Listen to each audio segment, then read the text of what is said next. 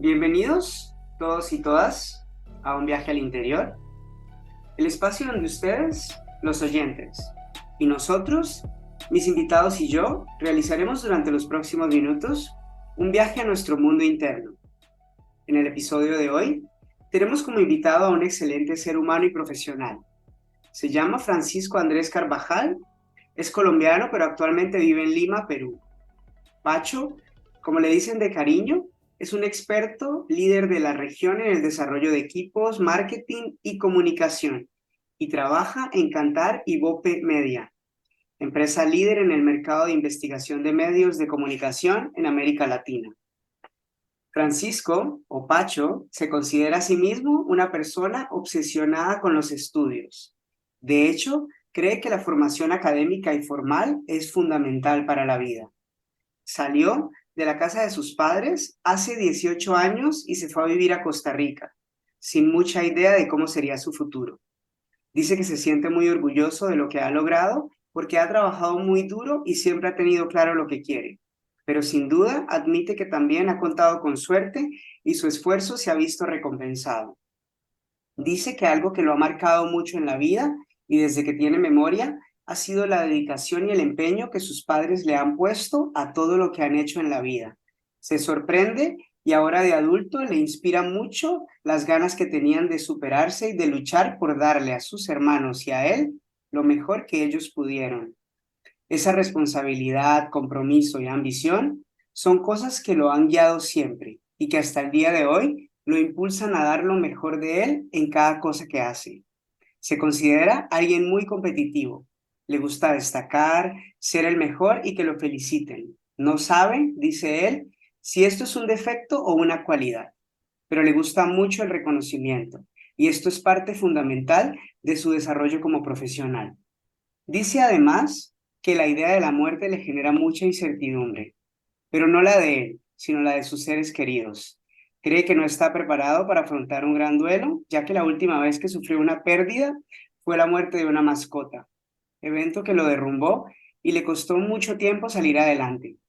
Dice que el dolor se apoderó de él y lo dejó petrificado. Finalmente, dice que a pesar de considerarse a sí mismo una persona muy resiliente, la pandemia lo afectó mucho. Por primera vez en su vida se sintió deprimido y afectado físicamente, pero aprendió que hay que ser muy humilde con los sentimientos y nunca creer que somos invencibles, que nos la sabemos todas o que todo lo podemos arreglar simplemente con el poder de la mente. Dice él que fue una gran lección de humildad.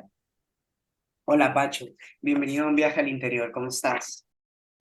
Me quedo como un poco sin palabras escuchando toda esa introducción. Suena diferente cuando lo dice otra persona, ¿no? Muchas gracias, César, por la invitación. Un gusto estar contigo hoy y un saludo muy especial para todas las personas que nos están escuchando. Contemplando tu historia y todo este camino que has recorrido y todo lo que has logrado hasta hoy, que lo vamos a ir develando un poquito a través de la entrevista, yo definitivamente tengo la sensación que hay un elemento de confianza en ti mismo y en la vida muy fuerte. ¿Crees que la confianza en ti mismo es una cualidad que define tu manera de afrontar las cosas y los retos en general? Sin lugar a dudas, yo pienso que si uno no cree en uno mismo, es muy difícil creer en otras cosas, creer en sus proyectos y creer en el futuro, ¿no? Y ahora al inicio, cuando tú leías un poco, eh, me acordaba que de pronto me había faltado expresar que el ejemplo de la fe de mis padres también ha sido como muy relevante en mi vida y en mi desarrollo. Y entonces, ahora que tú hablas de confianza, pues sí, mucha confianza, pero también mucha fe. De pronto no la misma fe y de la misma manera como la manejan mis padres, mis abuelos, digamos, las personas de mi familia, pero sí creyendo mucho y poniendo mucha confianza como en un ser supremo que estoy seguro que todos llamamos de una manera diferente, todos sentimos de una manera diferente, pero que sin lugar a dudas guía nuestros pasos, nuestras acciones. Y creo que cuando confiamos en Él, cuando confiamos en nuestras capacidades y cuando nos encomendamos a esta entidad superior para que nos guíe por el mejor camino, podemos transitar la vida con mucha más seguridad. Y tú piensas que esa confianza, obviamente en tu familia es algo muy marcado, pero si lo pensamos en tus relaciones cercanas, en tus vínculos fuera de la familia, ¿tú crees que esa confianza en ti mismo, que tú llamas también en parte fe, de alguna manera es algo que la gente que está a tu alrededor le inspira o le llama la atención de tu manera de ser? Pues yo creo que sí, César, porque, bueno, yo esa pregunta más bien te la haría a ti, que tú me conoces bastante bien y desde hace muchísimo tiempo. Pero yo creo que sí, ¿no? Yo pienso que una de las virtudes, y aquí a lo largo de la conversación me voy a quitar un poquito esa máscara de modestia que tenemos todos de alguna forma. Yo creo que una de mis virtudes es como hacer sentir a las otras personas importantes y como de alguna manera transmitirles que son no solo importantes para mí, sino que son importantes en lo que hacen y son importantes en su entorno. Y yo creo que esa es una gran virtud, ¿no? Que la gente cuando habla conmigo se siente importante, pero importante porque de verdad lo son, porque cada uno de nosotros ocupamos un espacio que es relevante para alguien, para algo o para la sociedad. Entonces, hay pequeñas acciones de verdad que nos hacen conectarnos con los demás, generar un impacto y generar como esa recordación, recordarnos del nombre, recordar su familia, recordar sus intereses, hacer sentir a los demás importantes, creo que ayuda, no solo en construir un impacto, pero también en construir esa confianza de la que tú hablas, ¿no? Que la gente lo perciba como, ve, mira, es que Francisco de verdad se interesó en mí. Creo que eso le transmite confianza a la gente y puede llegar a inspirar y puede ser algo que los demás reconozcan en uno. Bueno, pues ya que hablamos de que te conozco, obviamente es algo que definitivamente es muy evidente y creo que es una de las razones son muchas, pero es una de las razones por las cuales estamos hoy hablando, ¿no? En este espacio. Y tú dirías que esta cualidad, que obviamente es la confianza en ti, pero que también repercute en los demás, ¿eso se evidenciaba desde que eras un niño?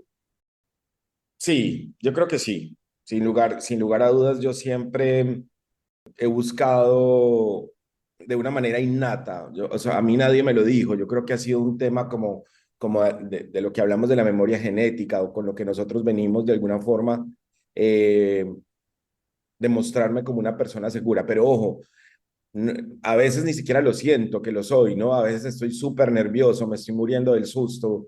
Digo mil veces, no voy a ser capaz de hacerlo, pero no sé si denominarlo adrenalina o ese sentimiento, por algún motivo que desconozco, me llena de más fuerza, me llena como de más ganas, ¿no? Por ahí en esos días escuché que alguien decía, si el reto o si la situación no te hace temblar las piernas, es porque no es lo suficientemente bueno para ti. Entonces, sí, o sea, yo me comparo, por ejemplo, con mis hermanos o con mis padres o con mi familia y ellos son de pronto un poco más de un perfil más bajo, de pronto más tímidos, más inseguros. Yo no sé yo de dónde salí, si soy el adoptado o qué, pero yo desde pequeño siempre era el que me ponía los retos de salir a cantar, a bailar, a protagonizar. Por ahí hay alguna foto mía bien pequeñito en la que estoy como protagonista de una obra de teatro, o sea, como de 3 o 4 años, ¿me entiendes? Entonces, sí, yo creo que eso es algo que viene innato en uno, que hay que cultivarlo, ¿no? Que creo que también en la etapa clave del desarrollo y de la formación de las personas se lo tienen a uno que incentivar, eh, pero que por mucho tiempo, César, y eso también lo pensaba mientras tú hacías la introducción, por mucho tiempo nos han dicho es que no sobresalga, no diga lo que usted hace, no diga que le gusta el reconocimiento, eso es malo, eso es feo, eso es prepotente, y yo estoy en desacuerdo con eso. ¿Por qué no admitir que a uno le gusta ser reconocido? ¿Por qué no admitir que a uno le gusta que lo feliciten? ¿Por qué no admitir que a uno le gusta destacar? Y yo creo que hasta la fecha de hoy a mí me lo dicen, no, perfil bajo, no, eso hace sentir mal a la gente o la gente se siente mal cuando tú. No, yo creo que es mejor expresarlo y explotarlo que reprimirlo. Y eso hace parte de la confianza y eso hace parte de la seguridad y eso hace parte de destacar y de inspirar. Bueno, también creo que tiene mucho peso un poco el tema cultural, ¿no? Obviamente la cultura colombiana tiene eso muy marcado, el destacar, el sobresalir por distintas circunstancias, pero no es para nadie un secreto que culturalmente los colombianos hay una tendencia natural a caminar en esa dirección, diría yo. Y hablando precisamente de Colombia y tu infancia transcurrió en Medellín. ¿Quieres hablar un poquito de cómo fue la infancia, la relación con tus hermanos, con tus papás?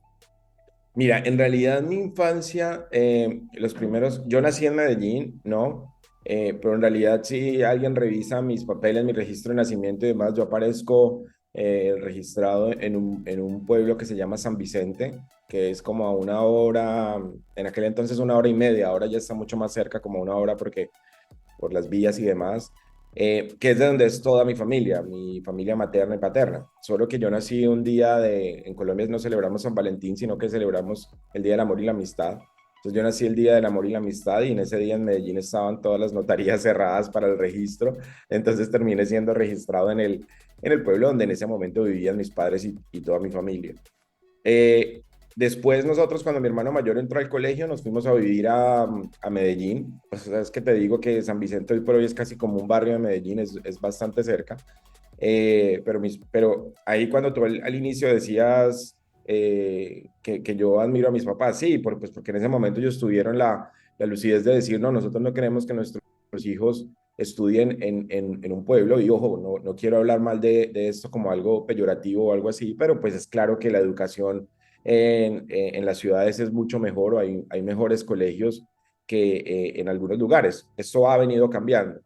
Y entonces ellos tuvieron la visión de decirnos, nosotros queremos que nuestros hijos se eduquen en la ciudad. Y cuando tenía 3 años me fui a vivir a Medellín. Sin embargo, todas mis memorias de infancia están relacionadas con San Vicente, pues porque nosotros salíamos a vacaciones y el otro día nos íbamos a la casa de los abuelos, o nos íbamos a donde los tíos, o nos íbamos para la finca. Entonces, mi infancia fue muy dedicada al tema de los estudios. Mis papás siempre nos pidieron mucha responsabilidad. Yo no me acuerdo, César, haber faltado al colegio un solo día. Tenía que estarme así muriendo para faltar al colegio. Mis papás no, yo ahora veo que la gente dice, no, es que los niños pierden una semana de vacaciones y no pasa nada, entonces nos vamos de vacaciones. Eso en mi casa no existía, ni para mis hermanos ni para mí. Nosotros teníamos que ir y estudiar siempre y nunca podíamos faltar. Mucho amor, muy familiares, una conexión muy cercana con la familia de mi mamá, que era una familia pequeña. Mi mamá solo tiene 2 hermanos, ¿no? Mis tíos, pero mi papá tiene 14 hermanos. Entonces, la relación con la familia de mi papá también, pues muy fuerte, muy permanente. Entonces, siempre rodeados de familia, siempre. Si tú me pides que te resuma mi infancia, una infancia muy normal, ¿no? Una infancia muy tranquila, pero sobre todo una infancia muy familiar. Yo todo me acuerdo rodeado de tíos, primos, tíos abuelos, o sea, todas las personas de mi familia muy presentes en mi vida siempre. Tengo recuerdos de todos y cada uno con una relación muy cercana, muy al estilo colombiano, César, que eso lo conoces también, lo conoces muy bien, y muy al estilo paisa, ¿no? De todos para arriba y todos para abajo. Una preocupación muy grande de mis padres por el tema académico, ¿no? Mis hermanos y yo, como te digo, todos estudiamos en el mismo colegio, no podíamos faltar, nos tenía que ir bien y teníamos que ser muy responsables. Y también esto que también lo admiro mucho de mis padres, mucho goce, mucho disfrute, ¿no? Muchas vacaciones muy felices, muchos feriados de paseo. Entonces, cuando mi papá pudo comprarse el primer carro, me acuerdo que mi mamá cocinaba, empacaba todo en unos recipientes, la comida pues para todo el fin de semana, y nos íbamos como sin rumbo a cualquier lugar. Ahora es más glamuroso, ¿no? Ahora le dicen, no, es que ahora se van a hacer picnic. No, nosotros no hacíamos picnic, nosotros nos íbamos y llevábamos el fiambre. Y esos momentos yo los recuerdo con una felicidad y con una añoranza espectacular. O sea, eso me marcó a mí muchísimo. Entonces, si bien nos hacían ir al colegio sin faltar un solo día, cualquier día libre era para disfrutar. Yo no me acuerdo, por ejemplo, cuando conocí el mar, que hay muchas personas que lo tienen presentes. Para mí el mar siempre, Medellín no es cerca del mar, tú sabes que es bastante alejado, pero para mí siempre existió, siempre fue un lugar. No tengo presente cuál fue ese momento en el que yo por primera vez conocí el mar, solo para tener como una referencia. Y no quiero perder como el punto, por algo que decías muy interesante de tus papás y toda esta sensación de responsabilidad con respecto a los estudios. ¿Tú crees que hay una relación o crees que haya alguna relación directa entre este discurso de responsabilidad de los estudios y esta obsesión que tú hablas que se desarrolló de alguna manera en ti con respecto a estudiar y aprender y a la formación académica? No, totalmente, César. No creo, estoy seguro. Uno en algún momento de la vida reniega mucho de eso, pero ¿por qué todos faltan y yo no puedo faltar? ¿Pero por qué todos se van para tal fin que yo no puedo ir? Pero me siento mal porque tengo que ir al colegio, etcétera, etcétera. Pero yo lo veo mucho ahora que tengo que contratar, digamos, por mi trabajo profesionales o gente y demás. Y ahora está como muy cool o muy de moda decir, no, es que no va a tener educación formal, las universidades están out, ya no, ya puedes hacer un curso online o conectarte y tener una formación. Ojo, está perfecto, yo he tenido muchas capacitaciones, muchos cursos y muchas cosas valiosísimas a través de la virtualidad, pero es que, por ejemplo, ir a la universidad a mí me parece tan importante, César, y me parece tan importante no solo en términos de académicos, sino en términos sociales. Yo me pregunto, y eso lo veremos, o creo que ya lo estamos viendo, de todos estos chicos que durante 2 años por la pandemia tuvieron que estar encerrados en sus casas teniendo cero contacto social y de forma remota, estando pues estudiando, estando en la universidad y demás.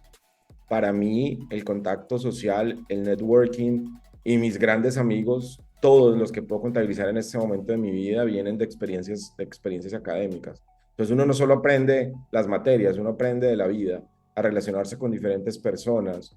Y de ahí es donde te digo mi obsesión. Pero es que adicionalmente yo he sentido la necesidad que en algún momento me quedo como sin herramientas que necesito buscar en el mundo académico para seguir creciendo en el mundo profesional y en el mundo personal, ¿no? Eh, y de ahí yo creo que cuando te digo que mi obsesión por aprender y por el mundo académico no es solo para cultivar la parte profesional, es también para la parte espiritual, para la parte personal. Yo para saber qué me gusta o qué no, en qué creo o en qué no, al menos yo tengo que tratar de tener los argumentos para poder dar mi apreciación y para que algo me enganche o no.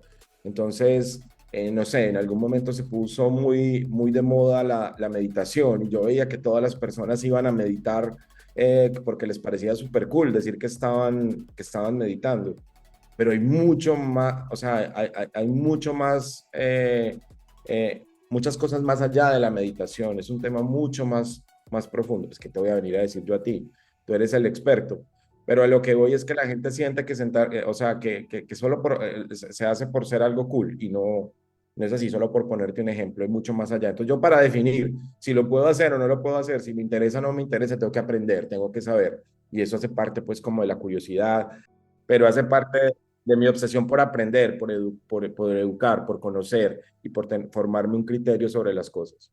Y digamos, si tus profesores en general tuvieran que definir, tus profesores del colegio y de la escuela primaria, si tuvieran que definir el tipo de estudiante que fuiste en esa época, ¿qué tipo de estudiante dirías que eras? No, yo era muy buen estudiante. Sí, Sí, primero pues porque era muy competitivo y me parece que en mi colegio en el que yo estaba hacían una cosa que me parece terrible, ahora que lo veo, y era que te decían el puesto en el que tú estabas en el salón, ¿no?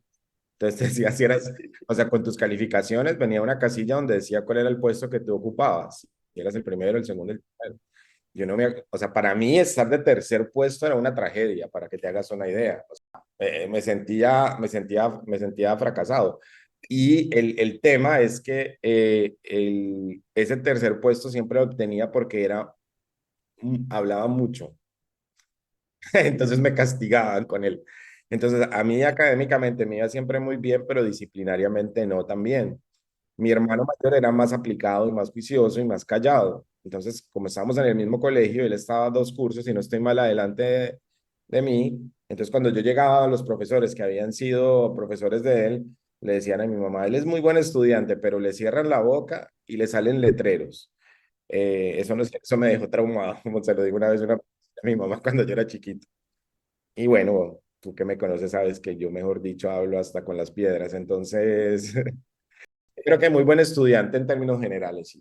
Bueno, más adelante lo vamos a hablar, pero hay algo muy interesante porque hay un pie puesto en el mundo de la comunicación, ¿no? Entonces no hay una casualidad ahí escondida.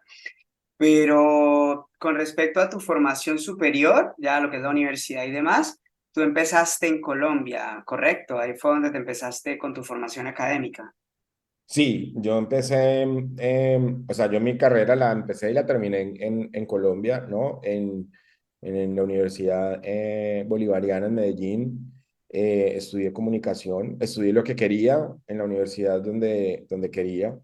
Yo me acuerdo que mi mamá estudió en la Universidad de Antioquia, que es una universidad espectacular, ¿no? Una universidad pública de un nivel maravilloso que la amo. Y ella me insistió mucho que estudiara allá. Adicionalmente, pues porque no creo que hubiera sido el motivo principal, pero también porque era una universidad mucho más barata que la Universidad Bolivariana, ¿no? Pero fíjate que yo estaba obsesionado con estudiar en la Bolivariana y me acuerdo que cuando yo fui a presentar el examen en la Universidad de Antioquia, el examen de admisión, a mí ya me habían admitido en la Bolivariana. Yo no sé si eso tenga algo que ver como de los tiempos o haya algo, pero yo me acuerdo que yo fui a presentar el examen de la de Antioquia ya sabiendo que iba a estudiar en la Bolivariana. Entonces, no es que no le haya puesto empeño, sino que la verdad es que no me interesaba. Yo no. Y si vieras que en este momento me pongo a pensar que yo ni siquiera sé si pasé o no pasé a la de Antioquia, no me acuerdo. En esa oportunidad, porque después me volví a presentar y sí pasé. Pero estaba decidido a estudiar en la Bolivariana, eso era lo que yo quería y yo sabía que mis papás me podían pagar la universidad, pues me lo habían manifestado y yo fui muy feliz en la universidad. Estudié como siempre, juiciosísimo, hice la universidad en el tiempo que correspondía. eh, Me gradué porque mucha gente deja tirada el tema de la tesis, del trabajo final o de la monografía de investigación que hay que hacer al final. Lo hice mis prácticas y todo, y fue un tiempo que disfruté muy profundamente. Y entonces, haces la universidad en Colombia, terminas la universidad y aparece Costa Rica. ¿Qué circunstancias fueron las que pusieron Costa Rica en el mapa de tu vida? Mira, eso es bien interesante porque profesional a los 22 años, ¿no? O sea, que es que yo ahora lo veo y digo, pero es que uno a los 22 años no sabe ni de qué planeta es vecino, ¿verdad? Profesional a los 22 años, trabajando, me daba vueltas el derecho por la cabeza, la carrera de derecho. Entonces yo decía, pues tengo muchos familiares abogados y demás, qué buen complemento hace el derecho con la comunicación, ¿no? Entonces yo trabajaba y dije, bueno, pero yo no me voy a poner otro, porque ya me toca pagarme a mí, ya mis papás no me van a pagar nada más. No puedo pagar una bolivariana o una universidad privada con derecho, me voy a presentar a la de Antioquia, a derecho, a ver si paso. Pues porque me tocaba pagar una universidad pública, era súper barato. Pues me presenté y pasé a derecho en la de Antioquia. Y empecé a estudiar, entonces estudiaba, te estoy hablando que tenía 22 23 años, estudiaba por las mañanas, tú sabes que en Colombia tenemos clases de 6 de la mañana, ¿no? En las universidades. Estudiaba de seis a 8 y de la mañana o a veces hasta las 10 de la mañana porque pedía permiso en el trabajo. En ese momento estaba trabajando en marketing y ¿qué te iba a decir? Y trabajaba todo el día y luego volvía a clase por la noche. Y la vida social de una persona de 22 años, además. Entonces me sentí como un poco agobiado y dije, bueno, he estudiado toda mi vida, esto es lo que la vida tiene preparado para mí. Yo estaba siguiendo de alguna manera, primero me estaba autoexigiendo mucho, pero por el otro lado también estaba siguiendo como de alguna manera el patrón establecido, ¿no? Estudias, trabajas, compras un carro, compras una casa, ves qué haces, si te casas o qué haces y sigues la vida. Y yo de alguna manera busqué cómo rebelarme ante eso y bueno, una de mis mejores amigas estaba viviendo en Costa Rica y me hace esta invitación, ¿por qué no te vienes para acá? O sea, no es que yo estuviera mal, estaba bien, o sea, yo no salgo de Colombia por ningún tema ni de seguridad, ni económico, ni nada de ese tipo, sino porque siento, bueno, vamos a darle un quiebre a mi vida, vamos a darle un enfoque y me parece de una claridad tan espectacular para un chico de 22 años, 23 años tomar esta decisión. Estoy hablando de una familia súper unida y súper compacta, que nadie en ese momento había salido del país, que todos íbamos juntos para arriba y para abajo, y que yo sabía que todos iban a quedar muriéndose del dolor porque yo me fuera, pero adicional a esto, empezaron los paros en la universidad pública, que yo no estaba acostumbrado a eso, entonces un semestre lo hice en un año, y eso para mí era una locura, o sea, me parecía súper, que iba a terminar entre 500 años, entonces dije, lastimosamente esto del derecho no va para ningún lado, y me fui para Costa Rica, para la casa de mi amiga. Y eso que hablabas de que tu infancia, ¿no? Tu vínculo, tu relación familiar era muy unida y siempre fue una familia que andaba para arriba y para abajo. El haber tomado la decisión, el haber ido de Colombia, dejar a tu familia en ese momento, ¿qué representó para ti emocionalmente todo eso que estabas En ese viviendo? momento y ahora, yo creo que todavía no me lo perdonan. O sea, o sea, han pasado casi 20 años y yo todavía voy a Colombia y mi mamá se queda llorando y creo que nos pasamos mucho a los inmigrantes, ¿no? Y las despedidas son La Rosa de Guadalupe Reloaded, digamos. Entonces es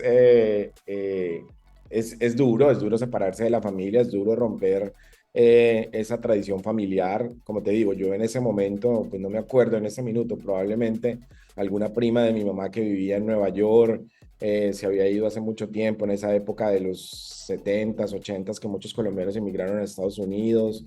Pero así como más cercano, creo que yo fui una de las primeras personas que se fue. Ahora tengo primos en Dubái, en Europa, en Australia, en lugares de verdad que ni te puedo mencionar, pero en ese momento sí yo fui uno como de los primeros y era muy chistoso porque yo me acuerdo que todo el mundo creía que yo me iba para una isla, que yo me iba para Puerto Rico. No es Puerto Rico, es Costa Rica, ¿no? Me siento súper conectado con la historia porque a mí me pasó algo así. Exacto, entonces la gente como que ni siquiera tenía certeza. Y en ese momento, bueno, sí, fue un rompimiento, un quiebre.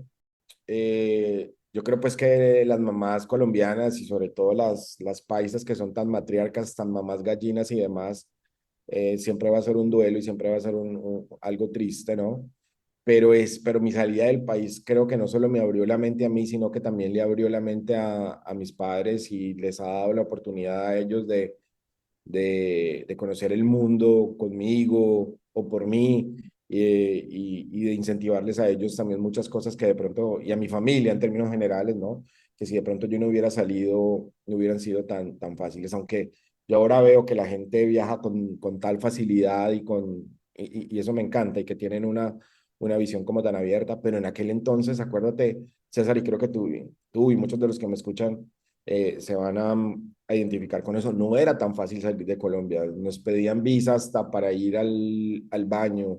El, los tiquetes aéreos eran carísimos, era bien complicado. Pues yo me acuerdo que yo tuve para irme para Costa Rica, yo vendí todo lo que tenía. Tenía un Mazdita descachalandrado, me acuerdo, un 323 que lo vendí todo lo que tenía y nada, creo que sí creo que esa ha sido aún hoy, tanto tiempo después, creo que esa ha sido la decisión más valiente que yo he tomado en mi vida, sin lugar a dudas. Y luego de todos los años que estuviste en Costa Rica, porque me imagino que también Costa Rica fue los primeros pasos en tu mundo laboral hacia donde has llegado hoy, ¿cuál fue ese aprendizaje o qué fue lo que representó Costa Rica hoy? ¿Qué representa Costa Rica para tu vida?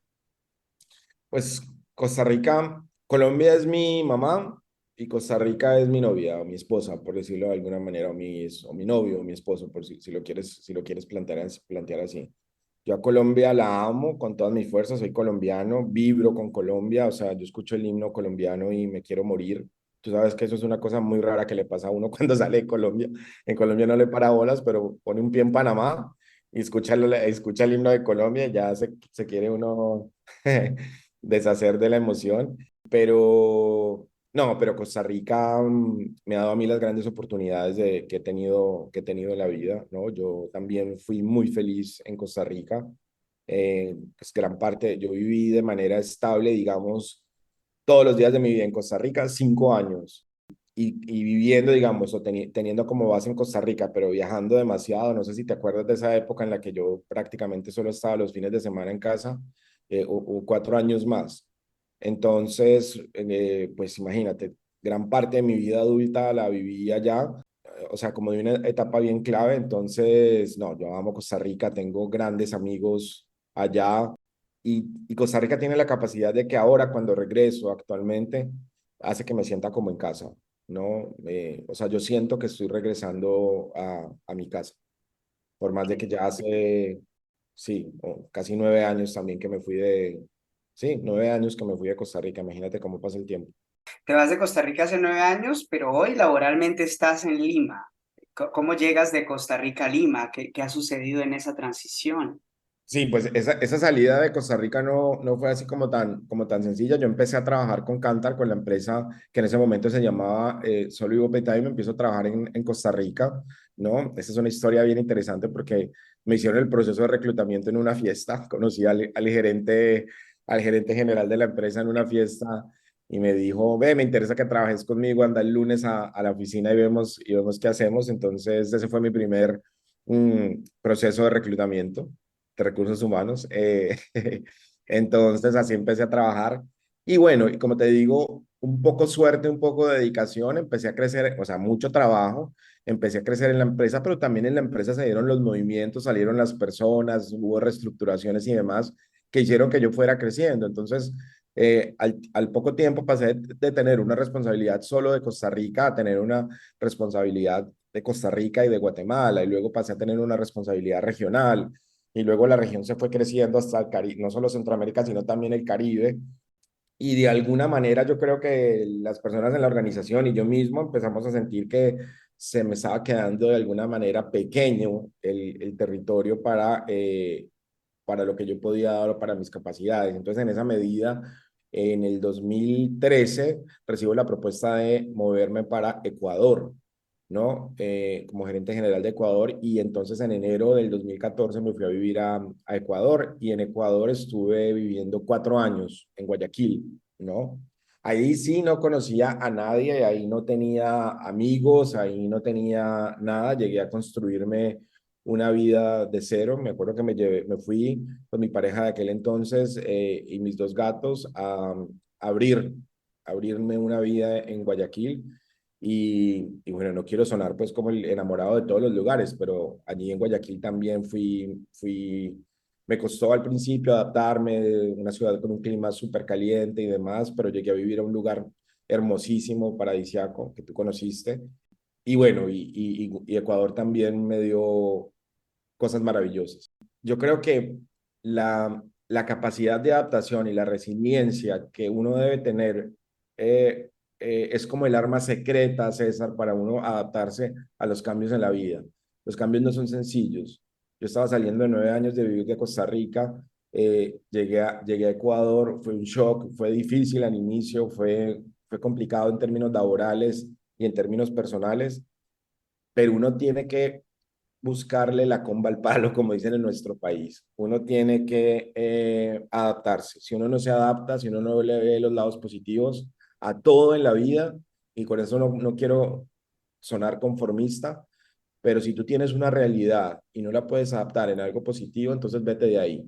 Entonces yo creo que esa ha sido la característica que me ha ayudado a asumir todos esos cambios. Y después de 4 años de estar en Ecuador, perdón, hace 5 años llego a Lima, a Perú, donde también estoy muy bien, he estado muy feliz. Y de alguna manera, algo chévere es que en ese trabajo siempre tengo la posibilidad de viajar mucho, ¿no? Entonces, he podido hacer amigos en muchos lugares, viajar permanentemente, y como que esa dinámica de los viajes hace que el tiempo pase muy rápido y que la vida sea bien entretenida también. ¿Qué dirías hoy? ¿Qué es lo que más disfrutas en general de tu trabajo? Contemplando todo lo que haces, todo lo que has cambiado, todo lo que ha evolucionado laboralmente en tu vida. ¿Qué es lo que más disfrutas hoy de tu trabajo? Lo que más disfruto hoy de mi trabajo es el dinamismo, que todos los días están pasando cosas diferentes, que todos los días hay retos diferentes. Yo puedo decir que llevo 18 años en la empresa, pero no es la misma empresa, no han sido las mismas posiciones, no son los mismos clientes ni los mismos países. Entonces es como si hubiera tenido 6, 7 u 8 trabajos diferentes. Siempre las cosas están cambiando, siempre estoy aprendiendo cosas nuevas, siempre hay retos diferentes. Por eso es bien complicado hablar como de una zona de confort, ¿no? Porque siempre este trabajo me está retando a mí a ser mejor, a estar en un nivel diferente, ¿no? Y a explotar nuevas capacidades mías. Y en todos estos años, yo sé que dijiste que la decisión de irte a Costa Rica requirió mucha valentía en muchos aspectos, pero si lo vemos como reto profesional, ¿cuál dirías que es el reto profesional más grande que has tenido que vivir hasta este momento? Mira, yo creo que diría dos retos que se relacionan. Yo tengo una responsabilidad que va desde Guatemala hasta Chile, ¿no? Entonces, geográficamente es una extensión muy vasta. Todos los países que digamos que están en la cuenca del Pacífico, con excepción de Colombia, son países que para mi negocio están bajo mi cuidado, desde Guatemala hasta Chile.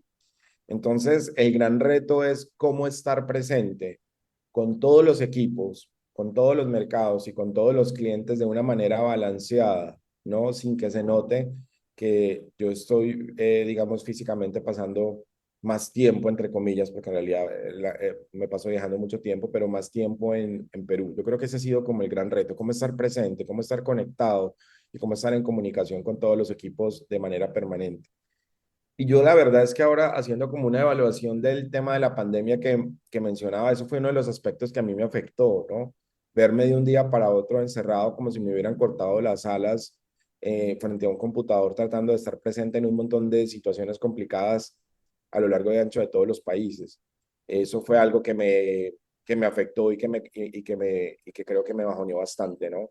Ver cómo esa vida tan dinámica que yo tenía, ver cómo se quedó aquietada, ¿no? De un momento a otro y de manera obligatoria, pues porque si yo quería ver a mi familia o quería viajar o quería ir a algún lugar, pues tenía que irme caminando, hermano, porque no había otra manera de hacerlo. Bueno, y lastimosamente muchas personas se vieron obligadas a hacerlo de esta forma, pero eso fue una de las cosas que más me golpeó. Y entonces superar esa situación o superar esa realidad durante la pandemia creo que también fue un reto profesional bastante duro. Retomando un poquito con todo esto que acabas de contar y todo el camino que has recorrido un poco de tu mundo laboral, hay una duda que me genera y es, si yo te preguntara a ti en este momento, si tú tuvieras que definir, ¿no? Contemplado tu personalidad y todo lo que representa para ti esto, si tuvieras que definir cuál es la mayor ventaja y cuál es la mayor desventaja de ser una persona tan competitiva y con tantas ganas de destacar y ser reconocido, ¿qué pensarías o qué me dirías?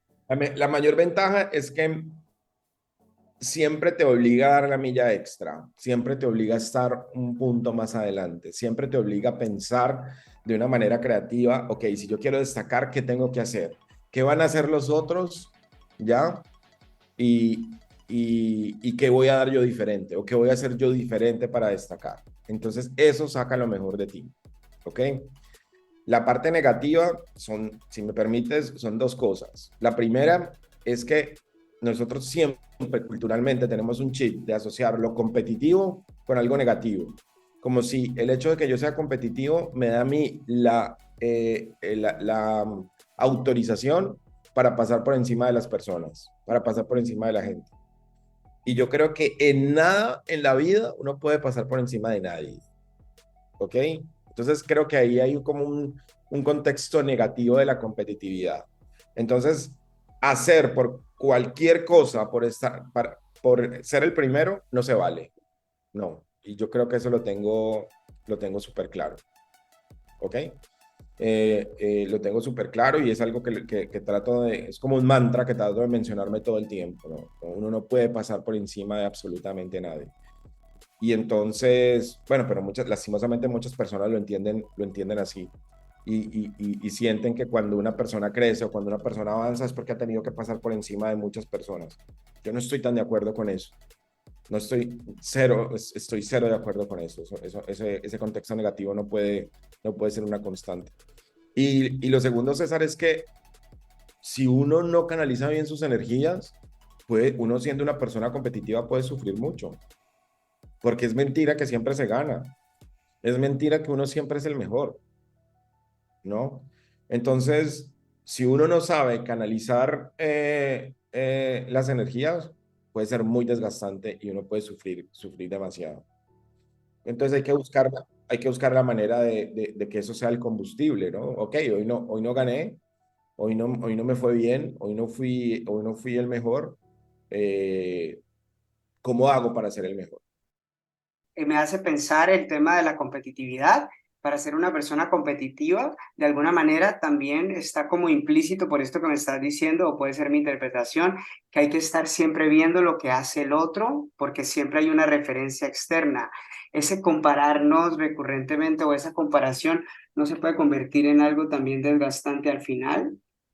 Pero es que depende cómo tú lo tomes, porque no necesariamente es ver lo que está haciendo el otro, que está compitiendo conmigo, es ver lo que han hecho otros en mi misma posición, ¿me entiendes? Y ahí voy con el tema académico y con el tema del estudio y demás. Si tú vas a tratar un tema, si vas a hacer alguna cosa, ahí la información y el conocimiento ahora están al alcance de la mano. Entonces, en esa línea, no quiero que le entiendas como que uno tiene que estar mirando para el lado. Hay metáforas súper interesantes de esto, ¿no? En el atletismo, en los Juegos Olímpicos, ¿cuántas medallas de oro se han perdido? Porque al momento de llegar a la meta, no miras la meta, sino que miras al lado. Y por mirar al lado, el que viene de segundo te rebasa y gana, ¿no? Pero si tú miras el panorama completo, si tú revisas cómo han sido las carreras y los desempeños en los Olímpicos pasados, por decirlo de alguna manera, o qué se está investigando respecto al atletismo en el futuro, estoy seguro que eso te puede hacer un mejor corredor, ¿no? Sin necesidad de estar mirando al lado. Creo que hay que mirar todo el panorama más bien. Hay un punto que tocabas también, que era con respecto a la idea de la muerte, ¿no? En especial, hablabas de la muerte de las personas cercanas a ti, que eso es algo que te genera mucha incertidumbre.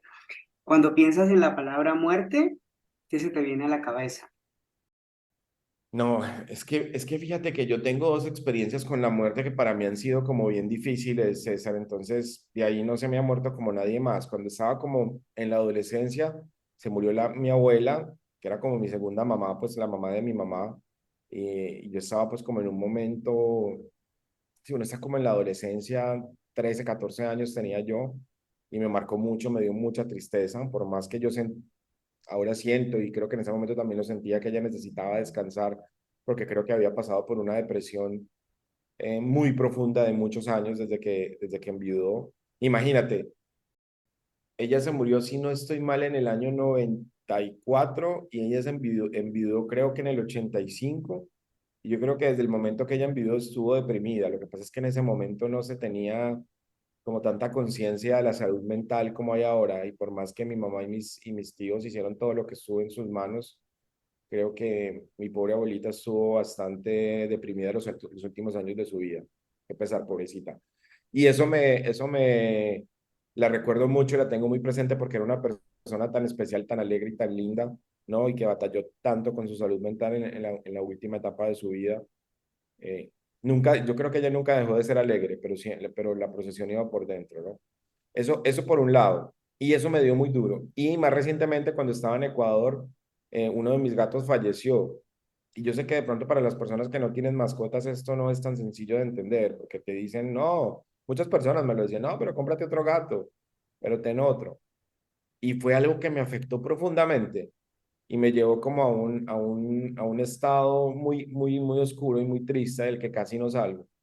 Entonces, lo que yo pienso es, bueno, si mi mascota y no quiero menospreciar. Si por la muerte de mi mascota, que para mí, yo actualmente sigo teniendo mascotas y son mi familia, me golpeó tan duro, ¿qué va a pasar con la muerte de un ser querido? ¿No? Entonces es algo en lo que pienso y lo que reflexiono bastante porque si hay algo, si hay una certeza que nosotros tenemos que tener en la vida es que nos vamos a morir, ¿no? Pero uno es tan egoísta que no es per se el acto de la muerte, sino la ausencia, ¿no?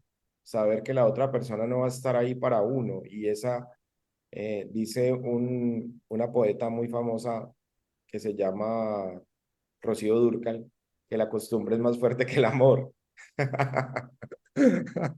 Entonces, y es en realidad eso, cómo aprender a vivir con esa ausencia que a veces no se llena tan fácil. Eso me genera, me, gen- me genera muchos sentimientos y mucha reflexión. O sea, yo a mi mascota, a mi abuela, a los seres, y mira que hoy, yo no sé esto cuándo va a ser publicado, pero pues hoy es el Día de Todos los Muertos. Trato de honrar y de tener muy presente a mis abuelos que fallecieron. Y mira, por ejemplo, que yo por mucho tiempo, bueno, y aquí me estoy desviando hacia otro tema, perdón, por mucho tiempo nunca pensé en mi abuelo paterno, que falleció aún antes de que yo naciera, nunca lo conocí y, y nunca pensé en él, nunca nunca lo tenía como presente ni en mis oraciones, ni en mi vida, ni en nada. Y alguna vez en algún trabajo de estos espirituales y en estas búsquedas espirituales alguien me dijo, tú tienes olvidado a un ser querido que no tienes presente, que nunca buscas. Entonces, eso me hizo reflexionar mucho también, ¿no? Porque imagínate si no pensamos en las personas que se fueron. Entonces, este pensamiento entre los que se fueron, el dolor que me generó cuando murió mi abuelo materno, que vivía en la casa de abajo de mi casa, tuvo una enfermedad súper larga y súper dura, ver la tristeza, a mí no se me olvida cómo lloraba mi mamá, mis tíos en el cementerio, yo te estoy diciendo que tenía 5 años, creo que es uno como de mis primeros recuerdos y demás. Ese dolor, esa ausencia, todo eso me roba mucho tiempo de mi pensamiento, eh, y, y es un puerto al que todavía no he llegado, es una conclusión a la que todavía no tengo y a la que no sé si voy a llegar, la verdad. Pero pienso en términos como un poco egoístas, porque pienso más bien es en lo que yo voy a sentir, ¿no? Pero bueno. Dijiste en lo que me compartiste antes de la entrevista que la pandemia te cambió mucho y que por primera vez en tu vida experimentaste una depresión muy grande.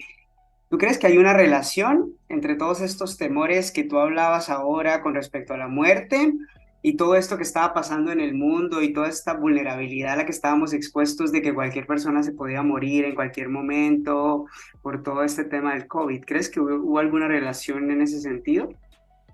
Sí, a mí yo creo que fueron como varias cosas, pero lo que más me afectó a mí es como que no tenía libertad, que sentí que la libertad estaba siendo, totalmente, y ojo, yo fui súper juicioso y seguí todas las normas y no me rebelaba contra los cuidados que había que tener, pero el sentir que yo estaba lejos de las personas que quería y que no podía ir donde ellos cuando yo quisiera, eso me explotaba la cabeza, me explotaba la cabeza.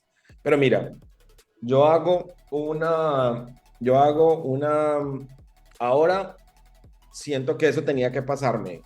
O sea, que sentir eso, que pensar en eso, porque eso me hizo buscar ayuda para, para cuidar mi salud mental, para estar más saludable, para estar mejor, para tomar responsabilidad sobre mi salud mental, para pensar que no todo podía resolverlo yo solo haciéndome el fuerte, haciéndome el duro, haciéndome el dueño de la verdad, de que hay recursos, ¿no? Científicos, médicos, espirituales, ejercicios, que hay un montón de cosas que te pueden ayudar a estar mejor y que no debes sentir vergüenza de decir, no me siento bien, no estoy bien, tengo que buscar ayuda, ¿no? Y creo que ese es un estigma. Afortunadamente, César, yo creo que lo mío fue súper leve, o sea, lo que sentí en ese momento fue súper leve, pero por Dios, hay gente que se está suicidando todos los días, hay gente que se está tirando de los balcones de sus casas, o ahorcándose o haciendo un montón de cosas súper tristes porque no se sienten bien.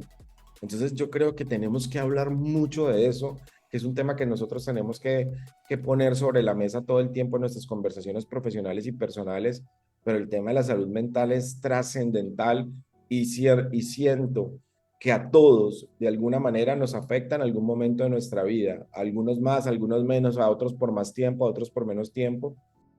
Hay mil, o sea, aquí podríamos hablar siglos al respecto, pero hay que buscar ayuda, uno solito no se las sabe todas. Hay muchos recursos, o sea, solo lo que tú haces, por ejemplo, como ayudas a la gente con la meditación, con el ejercicio, con el yoga, con todas estas cosas, todo ese tipo de cosas ayudan. Y lo clave es encontrar a uno qué es lo que le funciona, ¿no? ¿Qué es lo que hace clic con uno para uno estar bien y para uno estar mejor? Lo que le funciona a todos no necesariamente te funciona a ti, pero decirlo, levantar la mano, creo que es un primer paso muy difícil, pero muy necesario.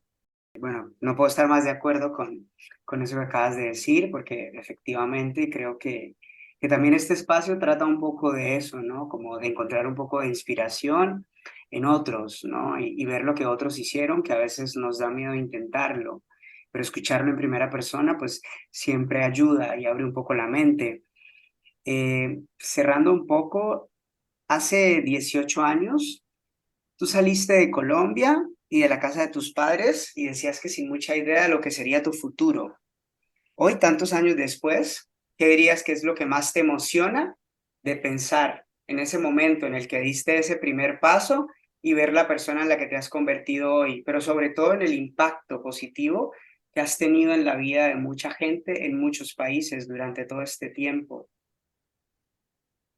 Qué difícil esa pregunta, César. Es una pregunta muy difícil. Me siento en el reinado.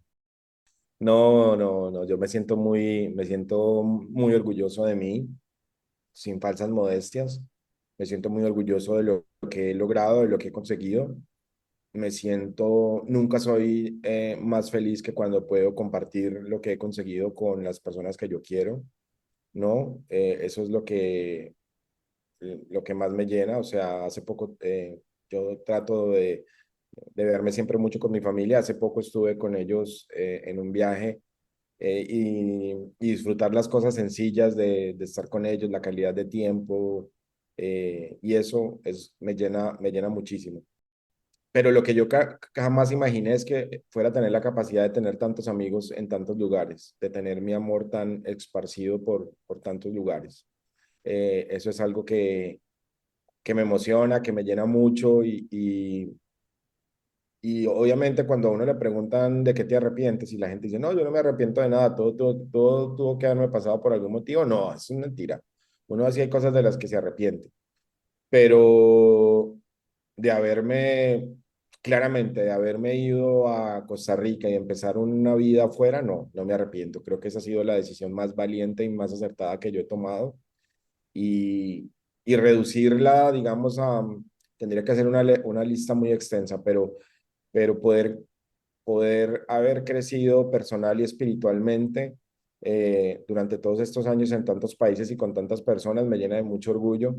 Tener a tantos seres queridos, tantos amigos en todo lado, me emociona muchísimo y me llena de muchísima gratitud y agradecimiento con la vida, con Dios y con el universo y poder compartir las cosas que tengo, eh, mis conocimientos, poder inspirar, poder devolver un poco de todo lo que yo he hecho, es algo que también me llena de mucha satisfacción. Y es en lo que estoy tratando de trabajar ahora en esta etapa de mi vida, poder compartir más de todo ese aprendizaje y todo ese conocimiento que he adquirido durante este tiempo, que creo que es poco, pero a alguien algo le va a servir.